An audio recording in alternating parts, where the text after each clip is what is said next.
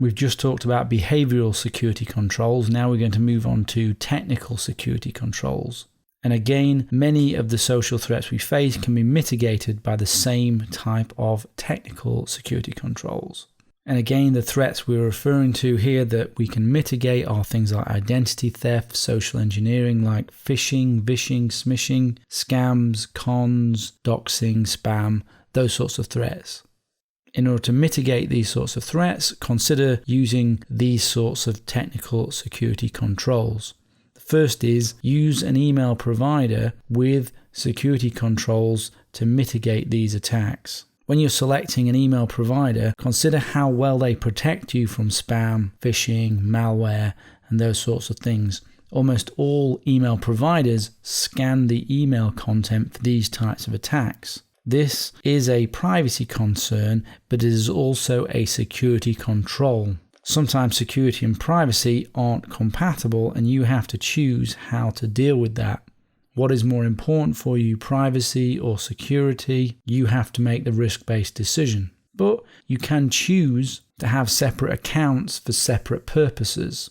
So for example, for a more private conversation, you could have a dedicated email where you use GPG, which will give you the privacy that you need, which we discuss later in full detail. And for general emails, where you have less of a need for privacy, you could go for a provider that offers security by scanning the email contents.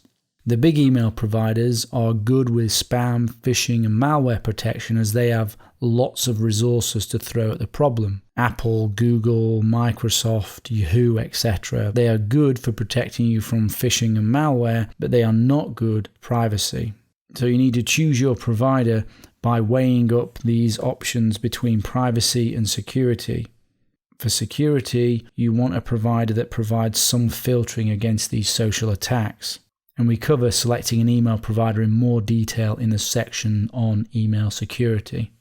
Another control to protect you against these social threats is to use a credit monitoring service that notifies you of credit searches and applications that will help you, particularly against identity theft.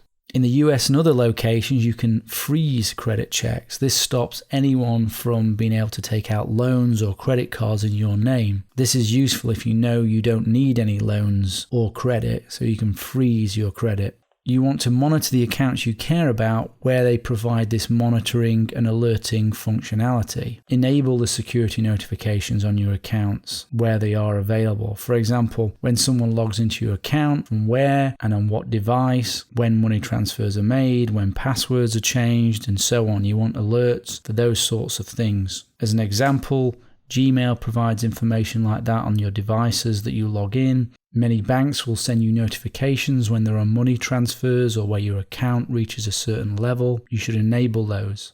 Now, the rest of the technical security controls we are going to discuss throughout the course in detail. You'll learn more about them in their own sections, but a quick summary here of what will protect you against these social attacks. So first is changing the email viewer to be text instead of HTML.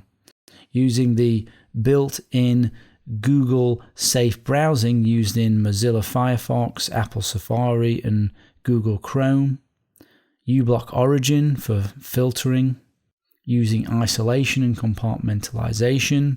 Using a virtual machine to open attachments and click links. Using application and execution control. Sandboxes.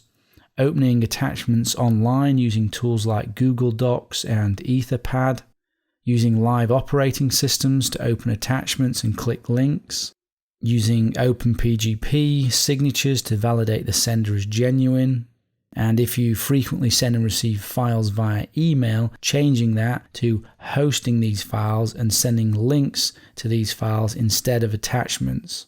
And you could use services like SpiderOak, OwnCloud, or Cfile, enabling antivirus and endpoint protection.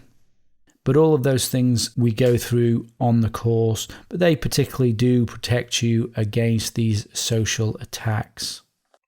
For useful information on protecting you against phishing, vishing, smishing, spam, scams, and cons, then have a look at this website here. This is quite good, Action Fraud, and also scambusters.org is quite good as well.